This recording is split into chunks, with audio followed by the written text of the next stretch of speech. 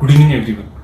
आपण आज एका वेगळ्याच आजाराविषयी बोलूया. सो कंजेस्टिव्ह कार्डियक फेल्युअर म्हणजे हृदयाची पंपिंग कॅपॅसिटी कमी होणं आणि त्यामुळे पेशंटला रिकरंटली हॉस्पिटलाइज होणं. याच्या आजाराच्या मूळ कारणासाठी रूट रिझन्स पर्यंत आपण नेहमी पोहोचलो पाहिजे की पेशंटला हे त्रास का होतं.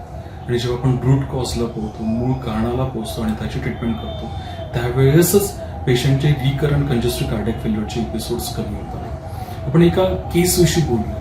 इज अ 70 years जेंटलमॅन, म्हणजे 60-70 वर्षाचे आजोबा आहेत ते. त्यांची बायपास सर्जरी 18 वर्षापूर्वी झालेली आहे आणि लास्ट 1 year त्यांना 5 एपिसोड्स असे झाले कंजेस्टिव्ह कार्डियक फेल्युअरचे की त्यासाठी त्यांना रिकरंटली हॉस्पिटलाइज व्हावं लागलं. त्यातला एक एपिसोड हा ऑलमोस्ट 1 महिन्यासाठी त्यांना हॉस्पिटलाइज व्हावं लागलं. सो जेव्हा हे पेशंट्स आमच्याकडे आले तेव्हा आम्ही त्यांच्याशी बोललो आणि त्यांना म्हटलं की आपण या रूट कॉजपर्यंत पोहोचलं पाहिजे. जेव्हा त्यांच्याशी बोलल्यानंतर कळत होतं की ते खूप चांगले असायचे आणि त्यांना सडनली धाप लागायचा त्रास व्हायचा आणि ते डायरेक्टली ICU मध्ये ऍडमिट व्हायचे, इथपर्यंत त्यांच्या क्रिटिकल सिच्युएशन्स डेव्हलप व्हायचे. सो जेव्हा आम्ही इव्हॅल्युएट करत गेलो तेव्हा आम्हाला एक हिस्ट्री अशी पण कळाली की त्यांची एक किडनी ही जन्मताच नॉन फंक्शन होती. सो देवाने ज्या 2 किडनीज दिलेल्या त्यापैकी एक किडनी त्यांना जन्मता त्यांची वर्किंग नव्हती किंवा फंक्शनल नव्हती. So one of the reasons for recurrent congestive cardiac failure is की किडनीच्या आर्टरीजमध्ये ब्लॉकेजेस आहे.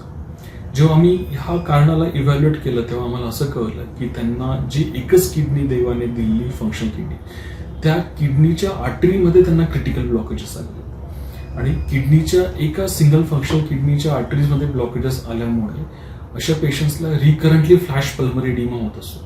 रिकरंट फ्लॅश पल्मरी एडिमा म्हणजे काय, या गोष्टीचा अर्थ पण तुम्हाला मराठी सांगतो. रिकरंट म्हणजे पुन्हा पुन्हा, फ्लॅश म्हणजे लाईट जसं स्ट्राईक होतं, आपल्याला लाईटनिंग जशी स्ट्राईक होतं तसं सडनली पेशंटला सिम्पटम डेव्हलप होतात. आणि पल्मरी एडिमा म्हणजे छातीमध्ये फुफ्फुसामध्ये पाण्याचं प्रमाण साठणं, पाणी अचानकली गोळा होणं आणि त्यामुळे पेशंटला खूप धाप लागतं आणि पेशंटला हॉस्पिटलाइज व्हावं लागतं. So recurrent congestive cardiac failure, recurrent flash pulmonary एडिमाचं वन ऑफ द कॉज जे आहेत that is unilateral renal artery stenosis in this patients, जिथे त्यांची एक किडनी नॉन फंक्शनल आणि एक जी किडनी व्यवस्थित फंक्शन करते तिच्या आर्टरीमध्ये क्रिटिकल ब्लॉकेजेस डेव्हलप झालेले आहेत. आम्ही लवकरच त्या पेशंटची ट्रीटमेंट करणार आहोत आणि त्या पेशंटला ह्या रिकरंट हॉस्पिटलायझेशन्स पासून आम्ही त्यांना या गोष्टींपासून त्यांना वाचवणार आहोत.